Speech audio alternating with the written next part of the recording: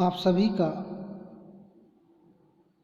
राजकीय कन्या महाविद्यालय खैरवाड़ा उदयपुर के यूट्यूब चैनल पर हार्दिक स्वागत एवं अभिनंदन। मैं रमेश चंद, सहायक आचार्य राजनीति विज्ञान।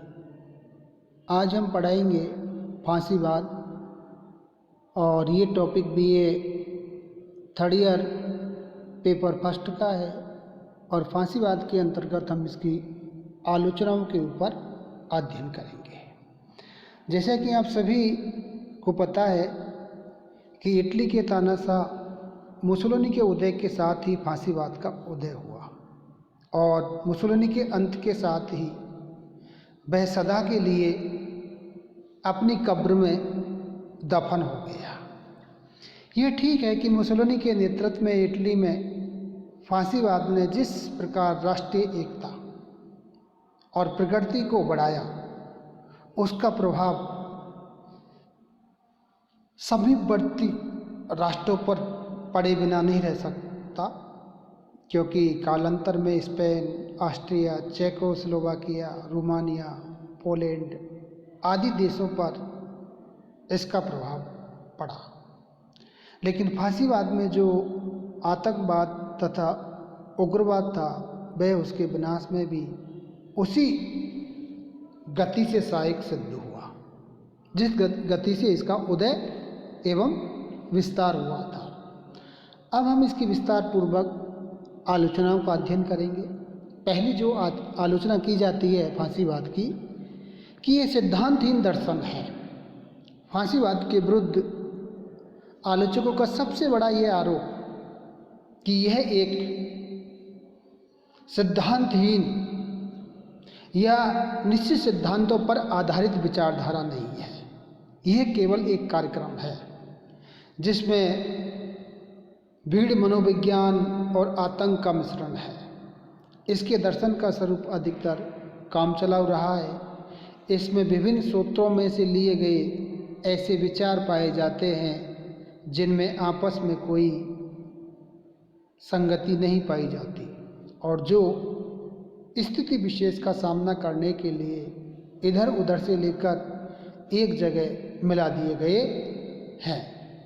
पूर्ण रूप से अवसरवादी होने के कारण ये अनेक अनिश्चित और परस्पर विरोधी विचारों से संबंधित विचारधारा है, जिसका प्रयोग परिस्थितियों के अनुसार अपने हित में कर लिया जाता है। दूसरी जो आलोचना की जाती है कि राज्य को साध्य मानना उचित नहीं। फांसीवाद राज्य को एक देवीय तथा नैतिक संस्था मानते हुए उसे रहस्यात्मक देवता का रूप प्रदान कर देती है। वह राज्य को साध्य और व्यक्ति को साधन मानती है, परंतु यह सिद्धांत मनुष्य की स्वतंत्रता के लिए हानिकारक है। इसके आधार पर उसके जीवन का कोई मूल्य नहीं रह पाएगा। नेक्स्ट आलोचना है प्रगतिशील विचारों का विरोधी। फांसीवाद विचारधारा एक बर्बर और असभ्य विचार है। वह व्यक्ति की प्रगति के विरुद्ध दर्शन है। आधुनिक युग को प्रजातंत्र और समाजवाद का युग कहा जाता है। यह समानता, स्वतंत्रता, विश्व बंधुत्व, एकता आदि विचारों में विश्वास रखता है। आधुनिक युग इन विचारों को स्थायी आधार देने के लिए प्रयत्नशील है, लेकिन फांसीवाद इन सभी प्रगतिशील विचारों का कट्टर विरोधी है। नेक्स्ट आलोचना है राष्ट्र को आवश्यकता से अधिक महत्व प्रदान करना। फांसीवाद राष्ट्रीयता पर आधारित विचारधारा है और राष्ट्र को महत्व देना उचित है, लेकिन राष्ट्र को रहस्यात्मक देवता मानकर उस पर जनसाधारण की बलि चढ़ाना और जनसाधारण से उसकी पूजा करवाना न्याय संगत नहीं है। वास्तव में फांसीवाद उग्र राष्ट्रवाद का समर्थक है। वह केवल अपने हितों को ध्यान में रखता है और इसके लिए आवश्यकता अनुसार युद्ध का मार्ग अपनाने में भी नहीं हिचकिचाता है। नेक्स्ट है,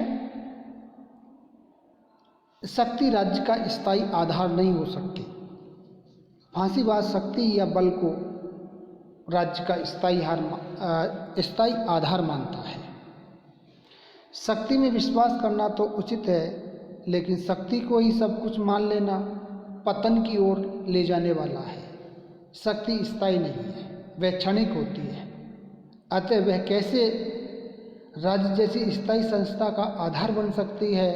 रूसो ने ठीक कहा है कि शक्ति आवश्यकता का कार्य या दूरदर्शिता का कार्य हो सकती है, परंतु वह राज्य का स्थायी आधार कभी नहीं हो सकती। नेक्स्ट आलोचना है, कला और विज्ञान में प्रगति, यानी कि कला और विज्ञान में प्रगति में बाधा।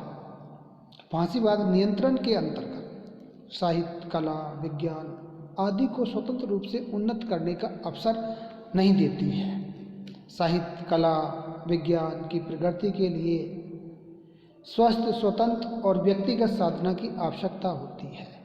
फांसीवाद एक कठोर सैनिकवादी विचारधारा है जिसमें स्वतंत्र चिंतन के लिए पर्याप्त क्षेत्र नहीं होता है। नेक्स्ट जो आलोचना की जाती है कि साम्राज्यवाद का समर्थक। फांसीवाद साम्राज्यवाद का समर्थक है। इसकी धारणा है कि राष्ट्र की उन्नति के लिए यह आवश्यक है कि उसके प्रभुत्व का क्षेत्र बढ़े।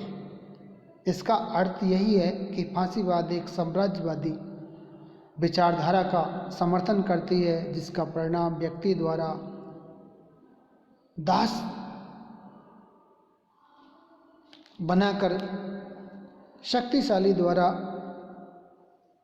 अशक्त का शोषण करना है। साम्राज्यवाद के समर्थक होने के कारण फांसीवाद साम्राज्यवाद के सहभागी युद्ध का भी समर्थक है। यह युद्ध को राष्ट्रीय गौरव और उत्कर्ष का समुचित साधन मानता है। फांसीवाद का युद्ध प्रेम अंतर्राष्ट्रीय अशांति का संकेत है।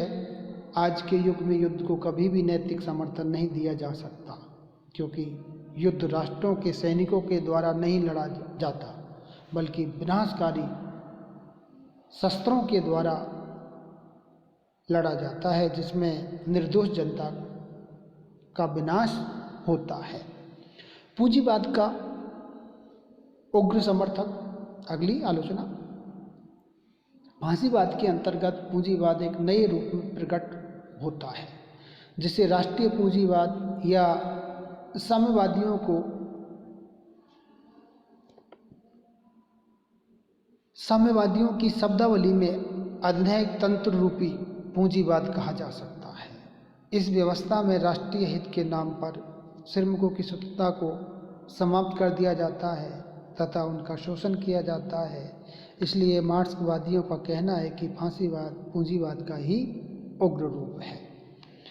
नेक्स्ट है निरंकुश या अधिनायकवादी विचारधारा। आलोचकों का कहना है कि फांसीवाद अधिनायकवादी व्यवस्था को जन्म देती है। वह संपूर्ण शक्ति केवल एक व्यक्ति के हाथों में केंद्रित करना और उसे ईश्वरीय शक्ति से विभूषित करना, यह उसकी पूजा और उसकी शक्ति में अंधविश्वास की शिक्षा देती है। धन्यवाद।